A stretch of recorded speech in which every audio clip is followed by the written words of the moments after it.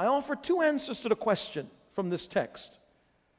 Answer number one, God expects me to respond with compassion. What do you do when you see the deplorable state of humanity? Or you see some area of in our own domestic area, that means within the states, within our region, perhaps within your neighborhood, that is so deplorable. What does God expect of us? The first thing He expects of us is for us to respond with compassion. Compassion is about association. It's about feeling what someone else feels. It's about associating yourself with someone else's plight. In a technical sense, the word actually means a deep awareness of and sympathy for another's suffering.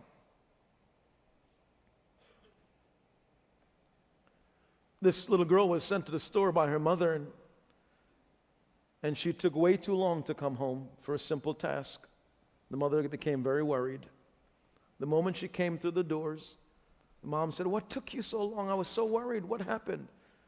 The little girl said, "Well, when I was going to the store, I saw my friend Sally, and she was sitting on her front stoop, and she was just weeping because she had broken her doll." So the mother chimed in. "So what'd you do? You stopped to help her fix it?" She said, "No, Mom. I sat with her and cried next to her." That is the picture of compassion. So compassion is about feeling what others feel. Compassion is when we are affected by human suffering. It's dangerous if we never get affected by pain and trauma that others go through. It's dangerous for us. Something is lost inside of us that can't be returned. Several years ago, it may have been about 10 years now, I was at the East Campus, and I had been in such an extended period of time of speaking in different places, and I just popped into the cathedral. We used to call it cathedral, now we call it East Campus, but I popped into the cathedral just to get some things out of my office that day. And it was around 5 or 6 o'clock in the evening. When I popped in, grabbed some stuff off my desk, about to go back out and get into my car, some men were in one of the conference rooms, and they were praying, and they saw me. They said, "Hey, Pastor, come on in and just pray with us for a few minutes." And do you have anything to say to us? Just any word of encouragement, just as you pray. And I became so frightened in what took place in my heart in the next few minutes.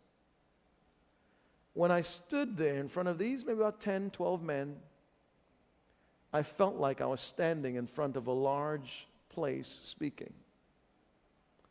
And I saw I was in a dangerous place because I had become so used to quote-unquote public speaking that I was like pressing a button to perform. And I said, "God, this is not good.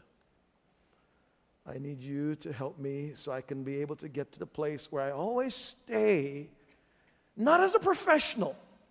I don't want to be a professional speaker. I want to be someone who feels deeply about whatever you feel deeply over."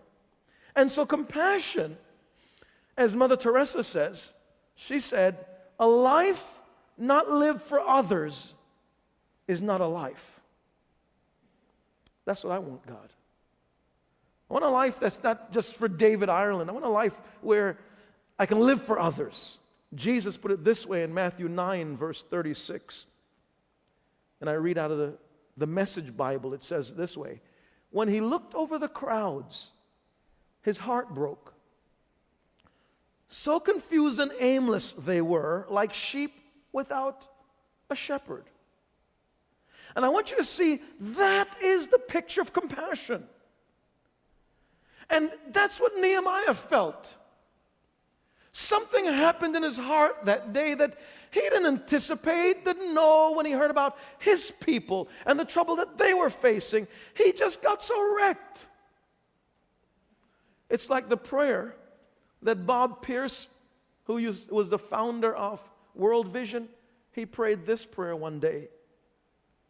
God, let my heart be broken by the things that break your heart.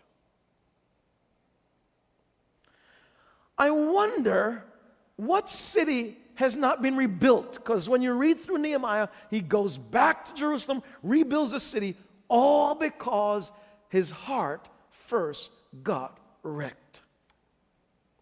I wonder what city has not yet been rebuilt, because we may be afraid for God to break our heart with the things that break his.